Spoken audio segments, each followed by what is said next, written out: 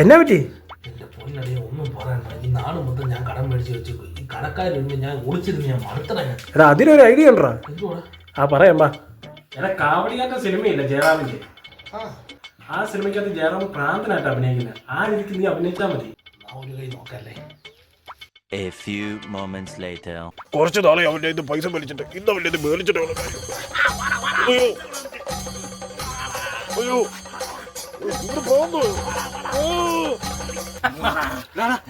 സംഗതി ഏറ്റു കേട്ടോ. ആ ഇനിയിപ്പോ കുറച്ച് ദിവസം തന്നെ സേഫാ.